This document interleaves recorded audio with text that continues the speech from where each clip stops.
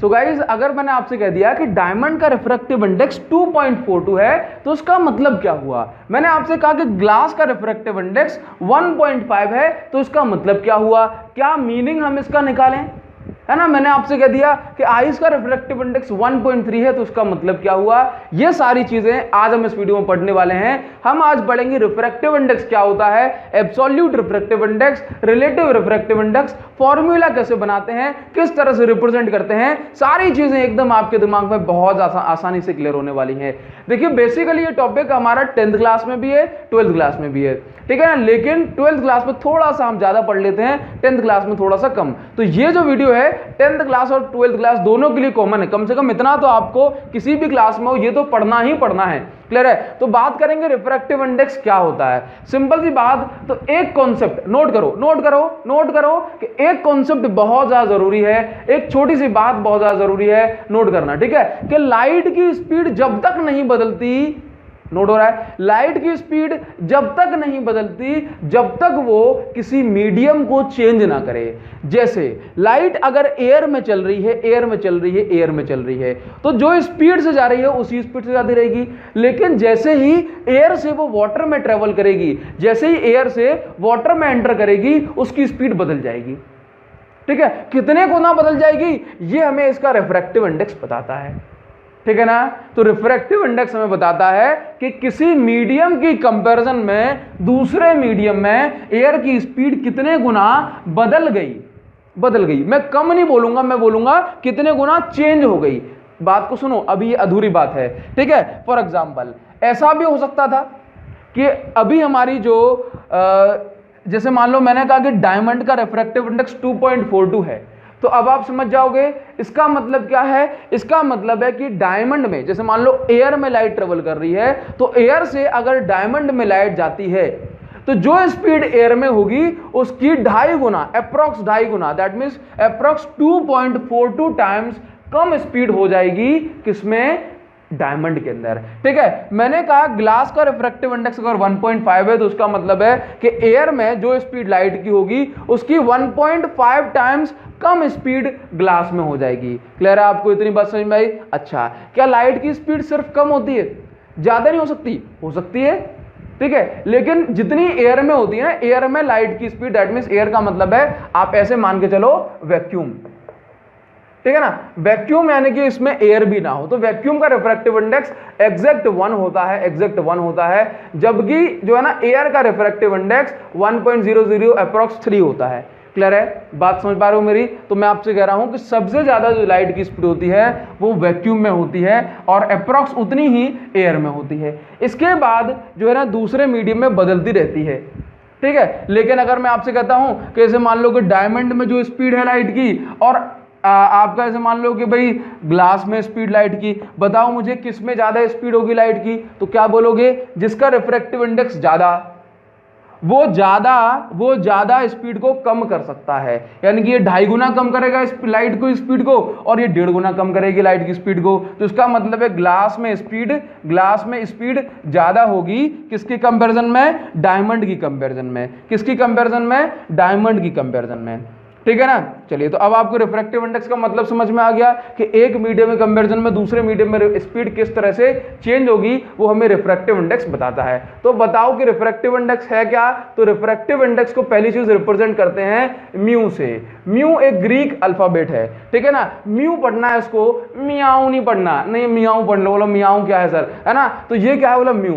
Mu क्या है, बोला म्यू एक ऐसा नंबर है जो कि हमें बताता है किसी मीडियम में लाइट की स्पीड किसी दूसरे मीडियम के कंपैरिजन में कितनी गुना कम हो जाएगी या बढ़ जाएगी, ठीक है। देखो पहली चीज तो म्यू क्या है, बोला म्यू एक नंबर है। क्योंकि ये नंबर है तो हमेशा याद रखना इसकी कोई यूनिट नहीं होती, तो ये क्या है, बोला यूनिटलेस। यूनिट समझते हो जैसे मीटर किलोमीटर, इसके पास कुछ नहीं है ऐसा, ठीक है ना। इसके बाद दूसरी बात, हम दो तरह के रिफ्रैक्टिव इंडेक्स होते हैं हमारे पास, ठीक है ना। देखो अगर मैंने सिंपल रिफ्रैक्टिव इंडेक्स कह दिया, ठीक है ना, सिंपल रिफ्रैक्टिव इंडेक्स कह दिया, तो फिर मैं बात कर रहा हूं एयर के कंपैरिजन में। जैसे मान लो मैंने कहा रिफ्रैक्टिव इंडेक्स ऑफ ग्लास, मैंने कहा देखो रिफ्रैक्टिव इंडेक्स ऑफ ग्लास, ठीक है। देखो रिफ्रैक्टिव इंडेक्स ऑफ ग्लास मैंने कहा 1.5, तो इसको मैं दो तरह से लिख सकता हूं, refractive index of glass is equal to 1.5, या फिर मैं इसी को ऐसे लिखूं, refractive index of glass in comparison to that of air, यानी कि एयर की कंपैरिजन में ग्लास का रिफ्रैक्टिव इंडेक्स 1.5 है। तो यदि मैं यदि मैं किसी मटेरियल का रिफ्रैक्टिव इंडेक्स एयर के साथ कंपेयर करता हूं तो मैं इसको बोलता हूं सिंपल एब्सोल्यूट रिफ्रैक्टिव इंडेक्स। क्या बोलता हूं? एब्सोल्यूट रिफ्रैक्टिव इंडेक्स, या फिर मैं इसको केवल और केवल रिफ्रैक्टिव इंडेक्स ही कह देता हूं। यदि किसी रिफ्रैक्टिव इंडेक्स को मैंने ग्लास के साथ कंपेयर किया तो फिर उस रिफ्रैक्टिव इंडेक्स को मैं या तो एब्सोल्यूट रिफ्रैक्टिव इंडेक्स कह सकता हूं या फिर सिंपल रिफ्रैक्टिव इंडेक्स। लेकिन दूसरा होता है रिलेटिव रिफ्रैक्टिव इंडेक्स। क्या होता है? Relative refractive index. Relative refractive index क्या होता है? तो रिलेटिव रिफ्रैक्टिव इंडेक्स का मतलब है किसी दूसरे मीडियम की कंपैरिजन में, जैसे मान लो मैंने कहा refractive index of glass with respect to water, तो इसका मतलब है कि लाइट वाटर से, ऐसे बनाओगे, वाटर से ग्लास में गई, देखो वाटर से ग्लास में गई, तो इसका मतलब देखो हम क्या लिख देंगे, refractive index of glass with respect to water. तो अब इसका हम फॉर्मूला निकालेंगे और वैल्यूज पुट करेंगे, ग्लास की जो वैल्यू है वाटर की वैल्यू डिवाइड करेंगे तो एक दूसरे का जो की कंपैरिजन में रिफ्रैक्टिव इंडेक्स आ जाएगा। ठीक है, तो अब देखो मैंने मान लो अगर यहां पे लिख दिया अब देखो मैंने अगर ये लिख दिया, मुझे लिखना है कि डायमंड का रिफ्रैक्टिव इंडेक्स ग्लास की कंपैरिजन में। देखो मैं कैसे लिखूंगा, ये लिखो रिफ्रैक्टिव इंडेक्स ऑफ डायमंड किसकी कंपैरिजन में, तो बोला ग्लास की कंपैरिजन, तो मैंने यहां पे लिख दिया ग्लास। इसका मतलब लाइट कहां से कहां जा रही है, लाइट जा रही है पहले ग्लास में थी अब डायमंड में, तो ग्लास से डायमंड में। फॉर्मूला क्या बन जाएगा, refractive index of diamond with respect to that means refractive index of glass. अब एक छोटा सा क्वेश्चन आपसे पूछता हूं कि ये बताओ रिलेटिव रिफ्रैक्टिव इंडेक्स क्या होता है। तो यदि हम रिफ्रैक्टिव इंडेक्स की वैल्यू को एयर के अलावा किसी और से कंपेयर कर रहे हैं, यानी कि एयर और वैक्यूम के अलावा किसी और से कंपेयर कर रहे हैं, तो हम उसको बोलते हैं रिलेटिव रिफ्रैक्टिव इंडेक्स। चलिए एक छोटा सा काम हमें करके दिखाओ, इसके बाद हम आपको छोड़ देंगे। मैंने कहा रिफ्रैक्ट, लिखो यहां पे मैंने कहा रिफ्रैक्टिव इंडेक्स ऑफ चलो मैंने कहा refractive index of kerosene with respect to water. इसका मतलब क्या हुआ पहले ये बताओ।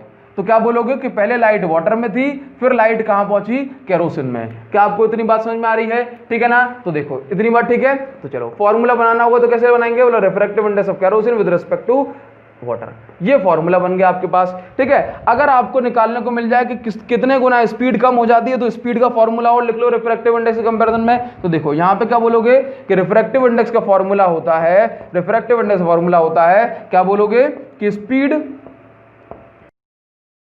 Of light in air upon speed of